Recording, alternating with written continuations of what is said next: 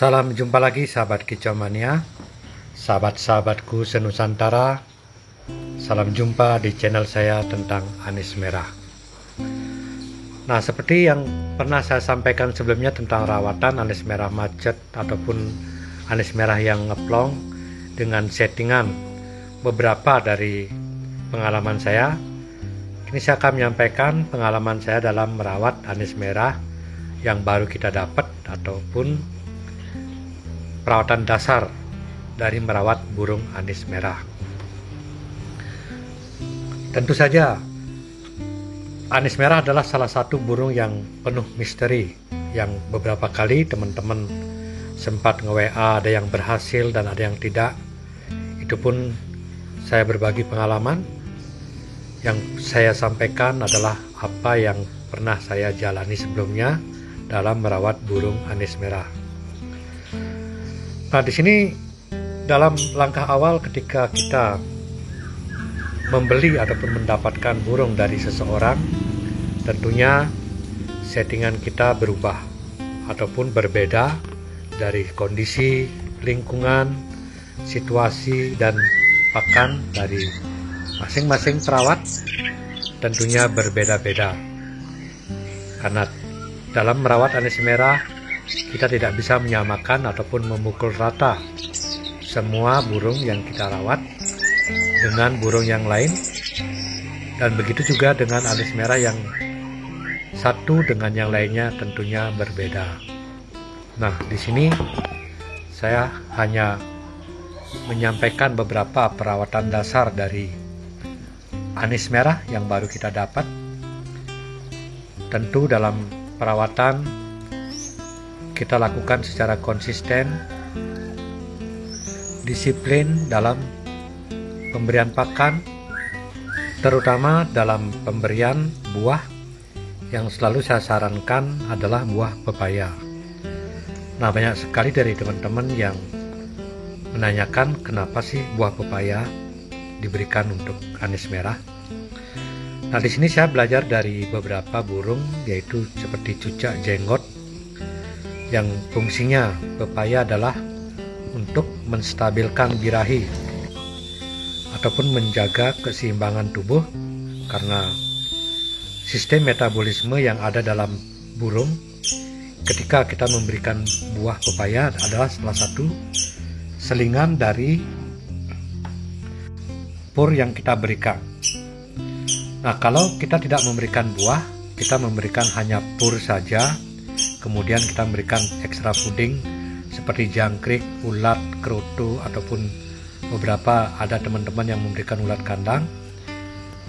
Di sini tentu saja protein akan menumpuk dan bisa menyebabkan kegemukan pada anis merah tersebut.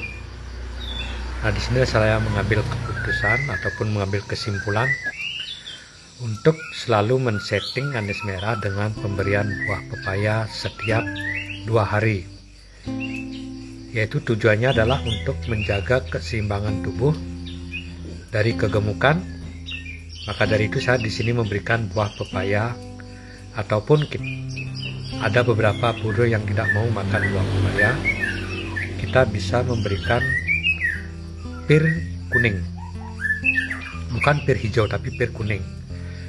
Nah, itulah 2 buah yang selalu saya gunakan untuk menjaga keseimbangan tubuh dari burung anis merah, buah pepaya dan buah pir.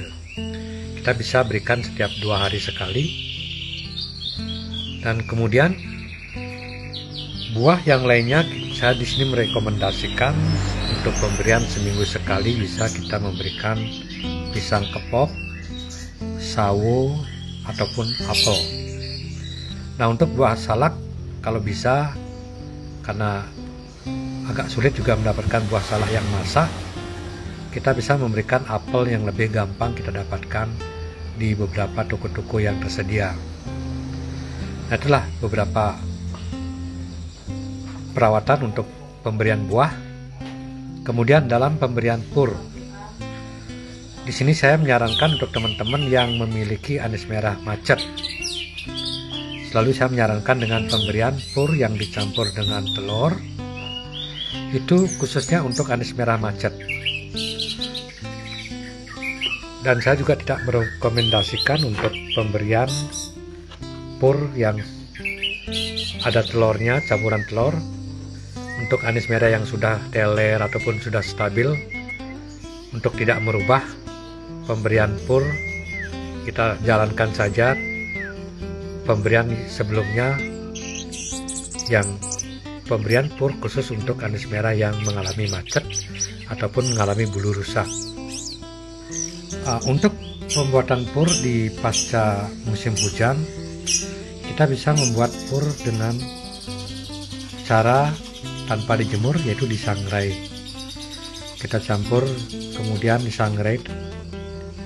Karena ada teman-teman yang bertanya juga tentang belum tahu cara membuat pur yang disangrai, kita bisa melihat di sini di video ini cara membuat pur yang tanpa dijemur, lebih mudah dan lebih cepat dengan cara disangrai.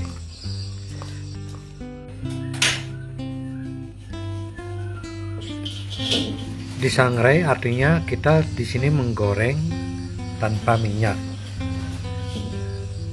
Karena ada beberapa teman yang bertanya bagaimana caranya menyangrai pur.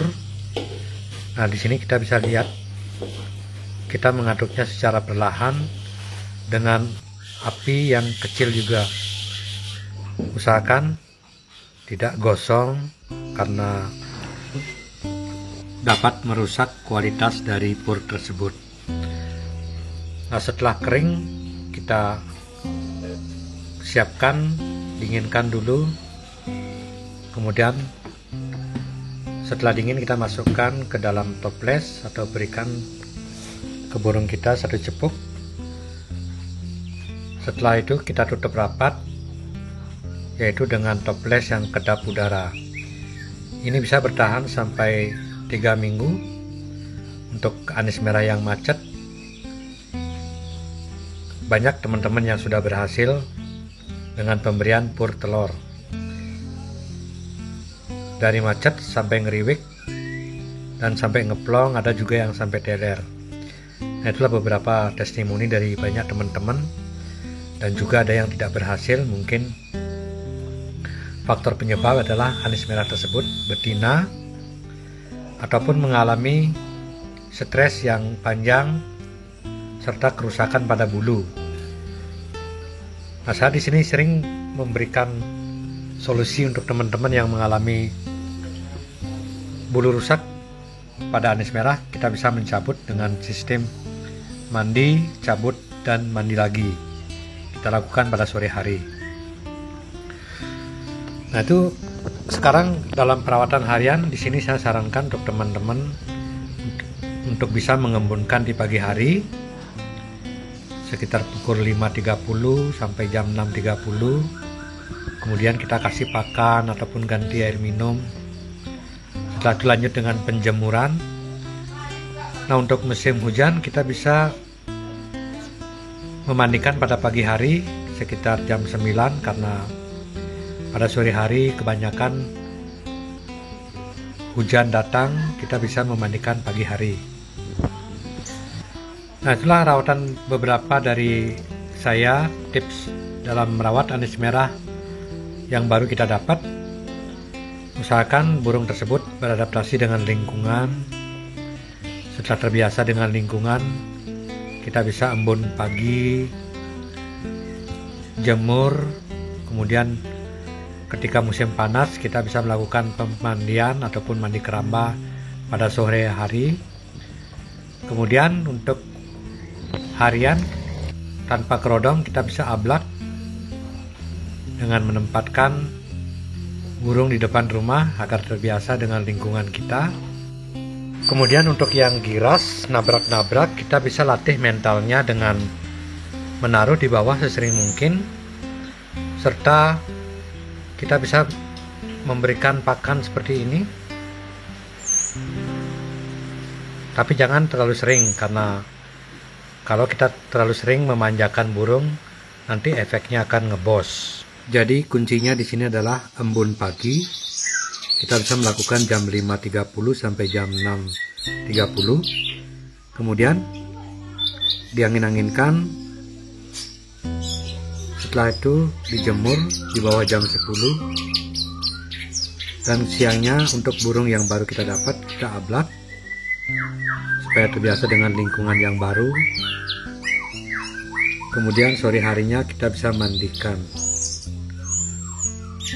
Nah, untuk pemandian pagi kita bisa melakukan pada musim hujan, dan untuk musim panas atau settingan harian kita bisa melakukan dengan mandi sore serta kerodong malam sampai esok harinya.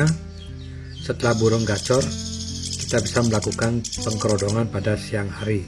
Satu lagi teman-teman, untuk penjemuran, usahakan tidak menjemur burung ketika bulu dalam keadaan basah. Misalnya seperti setelah mandi langsung dijemur. Kalau kita melakukan sesering mungkin akan menyebabkan kerusakan pada bulu, dan salah satu juga penyebab burung macet ketika bulunya rusak. Demikian sahabat Kicau Mania, semoga bisa bermanfaat. Terima kasih, sampai jumpa pada video yang akan datang tentang murai batu dan anis merah. Sampai jumpa.